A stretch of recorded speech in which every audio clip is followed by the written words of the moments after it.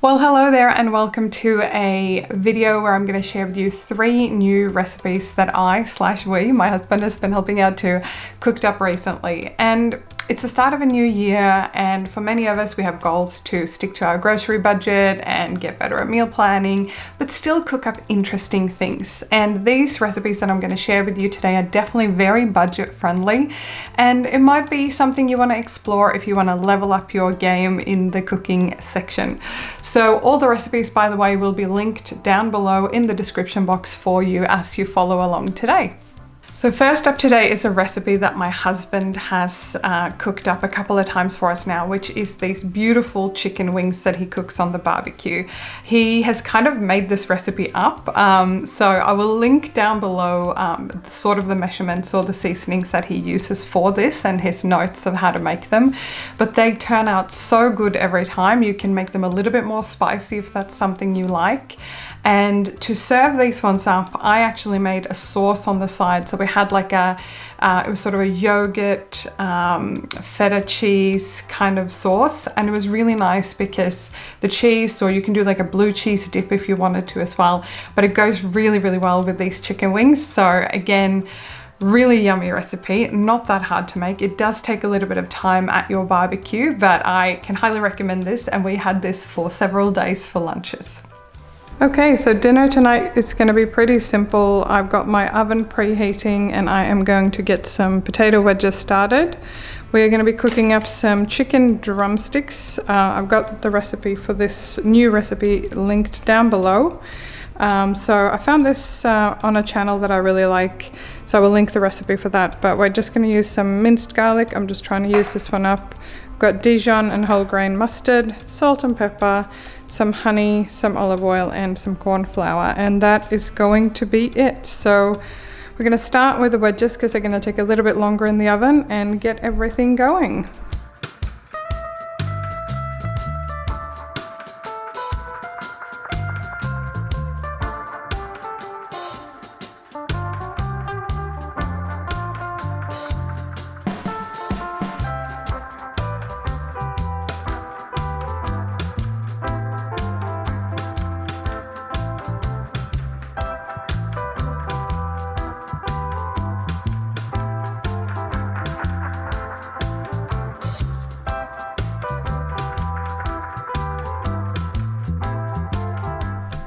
When it comes to meal planning and meal prepping, I think there are 2 strategies that work really beautifully together to capture both the days you're feeling creative and the days you're not feeling very creative.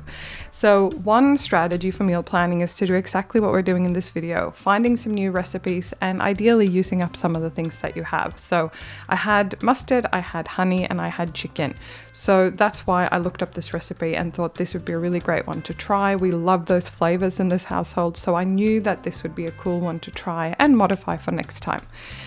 But the other strategy that's equally important is to have your tried and true recipes so that you can throw lunch, dinner, whatever together really quickly, and you know that you, your family, your partner, whoever you cook for or with will like this and eat it. And it takes the guesswork and the thinking and the planning out of the meal prepping, because sometimes, especially at the start of a new year, you might be busy, you might have kids still on school holidays, and sometimes you just need to sort dinner or lunch out. And I talk a little bit more about this strategy in my completely free meal prepping and meal planning template, which is linked down there in the description box below.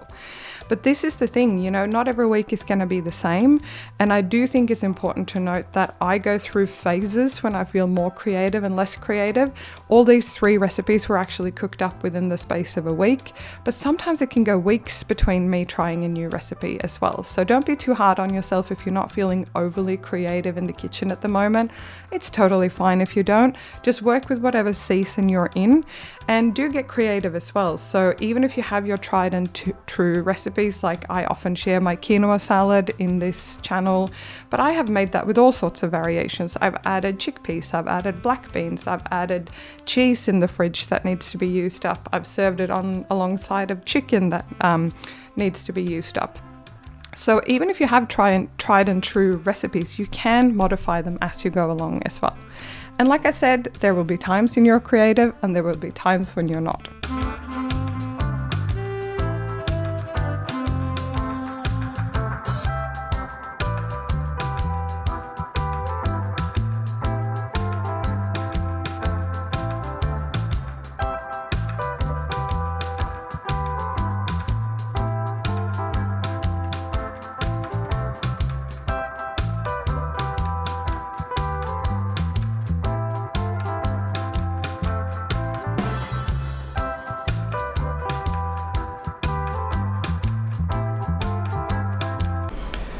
So these have been cooking long and slow, and I put the fan grill on just on the last little bit, but this smells absolutely amazing. Let's plate this up for dinner.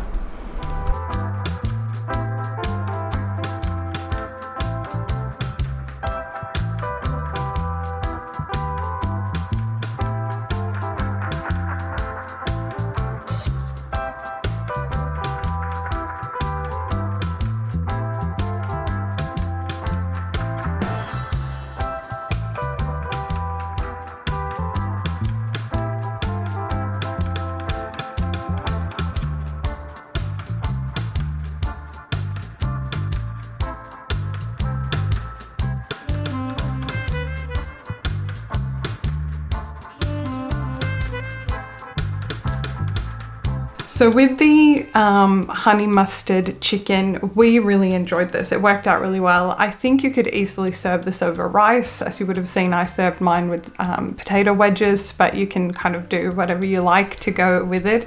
Mash would probably work fine as well.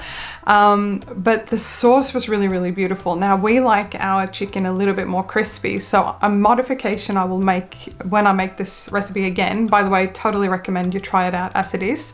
But I think next time I'm going to cook my chicken drumsticks in the turbo oven to get that lovely crisp, and I'm going to attempt to cook the sauce itself on the side on a really, really low heat, just in a saucepan, and then add the sauce towards the end when I go to serve. So that would probably be the only change that I make, but the chicken was beautiful and tender because you cook it on a lower temperature for a longer time. It was really juicy, and it obviously had cooked kind of like in the sauce.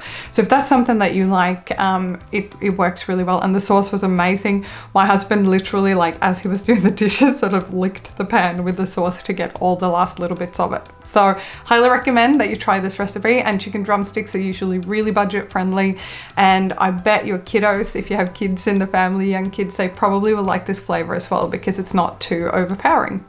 Okay, so for dinner today we are making a pizza base of sweet potato, egg, flour. I've got gluten-free flour here, and salt. And this recipe comes from an Aussie mum that I found on YouTube. I will link her channel as well as the recipe below. I've never tried this before, but I wanted to find a way of making gluten-free pizza quite easily. So let's see how this one turns out. So we're going to start by peeling this, cutting it into cubes and steaming it. I'm going to steam mine just in the microwave. So let's get prepping. Okay, and here is my potato all cubed up. I am following the recipe pretty exactly for this because I've never made this before. So I'm just going to cook this up to soften this potato, and I'm going to cook mine just in the microwave with a little bit of water in this casserole dish. I prefer not to use plastic in my microwave, but obviously use what you have. I'm imagining, it says the recipe calls for steaming the potatoes. I imagine you could potentially boil them. All you want to really do is to soften them before you mix it with the other ingredients. So I'm going to go do that, and we're going to get started on the pizza sauce. And here we have the ingredients we're going to need for the pizza sauce. We use a pretty standard one, so we mix up some olive oil and tomato paste. And I normally mix, I'm probably not going to do the full thing today because the pizza will be a bit smaller than when we usually make it. This is oregano from my garden, and here is my very happy healthy basil. So we're just going to mix up that, and we're going to use some salt and pepper, and that's pretty much it.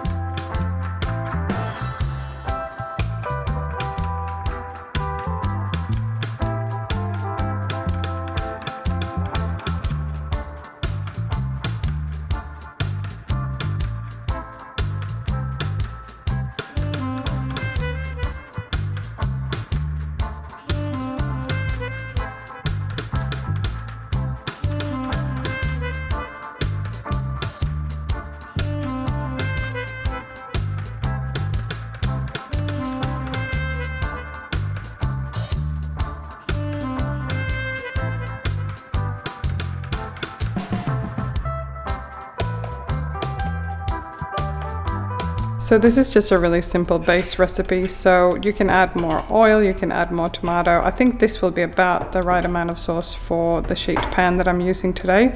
And I'm going to be using the rest of this oregano for something else. But it's actually not that hard to grow your own herbs. Like these grow really well in my garden. I will do a video in the next week or two about my veggie patch. But you can see here, and I showed it in a previous video, like my basil is very happy in a pot just on the kitchen bench. So even if you don't grow all your own herbs, these are probably the two that I use the most. And you might want to swap and change with somebody else, right? So if someone you know is growing herbs or lemons or whatever that is, you can always do some swapping. So now while I prepare the rest of the pizza, I'm going to put this in the fridge just for a little bit to let it set, and we'll get going with the rest.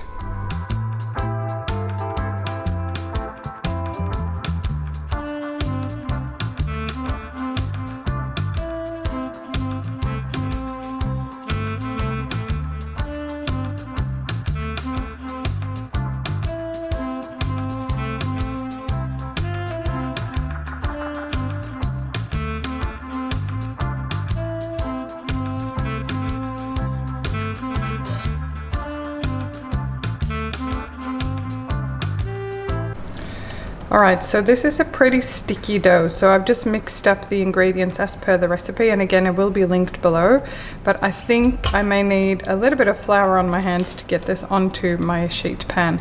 Also, I did let the sweet potato cool to room temperature before I mix this up, because otherwise I imagine hot sweet potato is gonna react with the egg and the other things. So let's try to get this onto a sheet pan, and then we're gonna pre-cook the crust in the oven before we put anything else on it.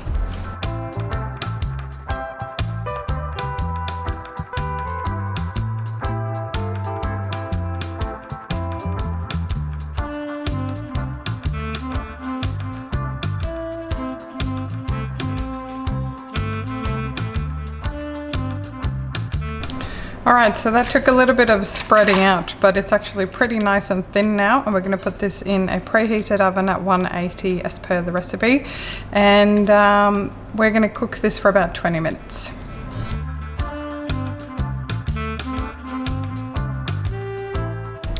And here we have our toppings. We've got some pineapple, some capsicum, some ham, mushroom, some salami, pepperoni things, the sauce I made earlier, some cheese, and some olives, some salt and pepper when needed, and we're almost ready to get this all on the pizza.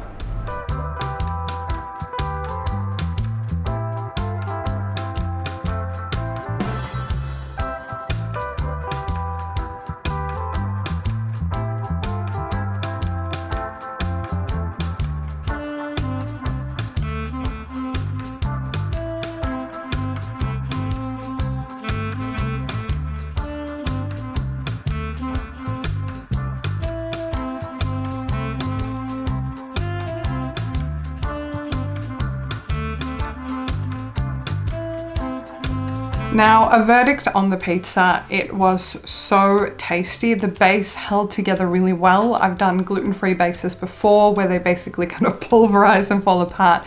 But because this recipe is sweet potato based and like flour is sort of the secondary ingredient, it held together really well. One thing I will do differently next time is probably to spread the dough out a little bit thinner and to cook it an extra couple of minutes before I add any of the toppings. I cooked it for, I think the recipe said between 20 to 25 minutes. I probably cooked it closer to 20 minutes because we were hungry, and then we put all the toppings on. So I'd probably just cook it a little bit longer before I add the toppings on. The second thing is we like to stack our pizzas, and I realized that there was probably a little bit more liquid than the original recipe called for with barbecue sauce. Again, the recipe is linked down below. So I think what I'll do next time is do like a thinner tomato paste sauce to go on top, just to kind of avoid some of that extra moisture. So the pizza turned out great. The flavors were beautiful. We will definitely be making this again. And it was nice to have a pizza base that is not too like bready. It actually felt kind of healthy to have pizza with, you know, sweet potato. So anyway, let me know in the comments below if you are going to give this recipe a go. I will highly recommend that you do, and I will be making it again. So let me know if you go to cook any of these recipes and if you modify them. I think one thing I love about budget cooking is to just look for new recipes and try things and tweak them, because in reality, the first time you cook anything is rarely the best time. You know, it just helps for you to kind of modify things according to your oven, your taste buds, how you like things done. So let me know in the comments below if you have any other really good budget recipes. We cook a lot with chicken in this house. If you've got any great chicken recipes to recommend, please do let me know down there in the comments section. And I do look forward to see you in next week's video, which I think we're gonna have a look around my veggie garden in the next video that you see from me. I hope you have a fab week, and I'll see you soon.